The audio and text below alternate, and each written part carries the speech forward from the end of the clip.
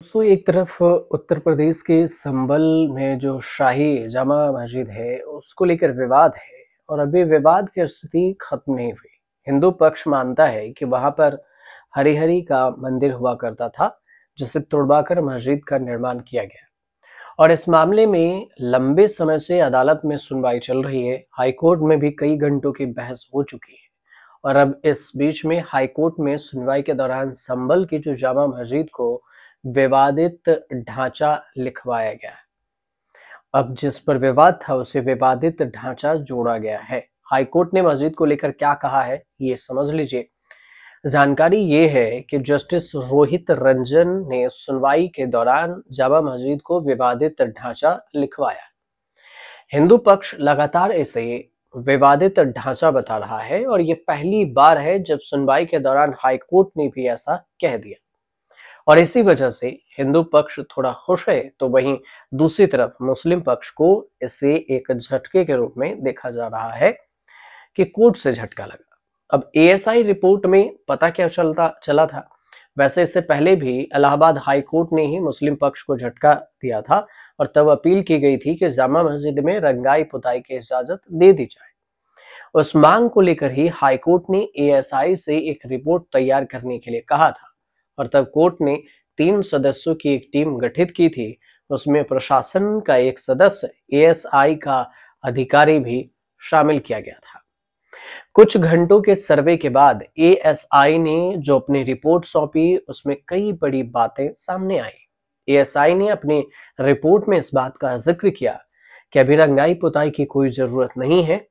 अब उसी रिपोर्ट को आधार बनाकर कोर्ट ने भी इसे इजाजत नहीं दी और उसी रिपोर्ट में कुछ बदलाव के संकेत भी दिए। तो फिर जामा मस्जिद में बदलाव क्या हुए?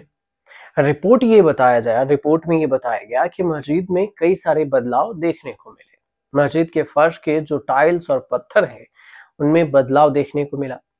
इसके अलावा मस्जिद के कई हिस्सों में सुनहरे, लाल, हरे और पीले रंग की मोटी तामचीनी पेंट भी किया गया।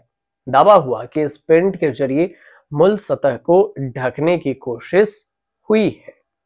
संभल हिंसा मामले में देखें तो अब तक जो एक और अपडेट है कि जेल में बंद 13 आरोपियों की जमानत याचिका को अदालत ने खारिज कर दिया था और अदालत ने अब तक 65 आरोपियों की जमानत याचिकाएं कुल मिलाकर खारिज हो चुकी है। यही बात देखें तो संभल के कोतावली चंदौसी स्थित जिला न्यायालय है, उसमें एडीजे द्वितीय निर्भय नारायण राव की अदालत ने जेल में बंद 13 जमानत याचिकाओं को खारिज किया। इससे पहले 65 जमानत याचिकाएं खारिज हो चुकी है। कुछ मामले सुप्रीम कोर्ट में भी चल रहे हैं, लेकिन जो शासकीय अधिवक्ता हरि प्रकाश सैनी है उन्होंने बताया कि संभल दंगे के मामले में 13 याचिकाएं खारिज की कोर्ट ने और 78 जमानत याचिकाएं कुल अब हो गई खारिज। अगर मिलाकर देखें तो 13 आरोपियों की जमानत याचिका अभी विचाराधीन है और उनके सामने आधार और तर्क दिए गए। संभल में 24 नवंबर 2024 को अपराधियों द्वारा पुलिस पर जान से मारने की नीयत से पत्थर मारे गए, वाहनों में आग लगाई गई, सरकारी कार्य में बाधा डाली गई और इसी तर्क के आधार पर माननीय अदालत ने सभी 13 जमानत याचिकाएं खारिज कर दी। ये बात वकील ने बताई है। अब आपको बता दें कि 19 नवंबर को हिंदू पक्ष की ओर से civil senior division Chandausi court में दावा किया गया था।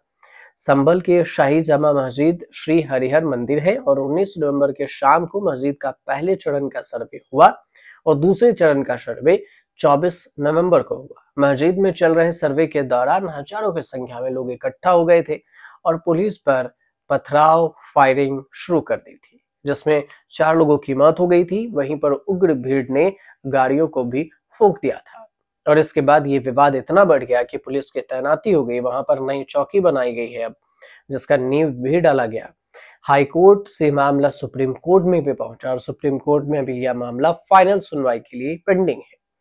लेकिन इस बीच में हाईकोर्ट में भी सुनवाई चल रही है, बहस हो रही है और इसी को लेकर जो वहां से अपडेट आ रहे हैं, हर एक अपडेट पर हम आपको जरूर खबर बताते हैं ताकि संभल को जिस तरह से अभी वहां पर हिंसा की खबरें आई और वो चर्चा में है, इसकी जानकारी आप तक पहुंचाना बहुत ही जरूरी था।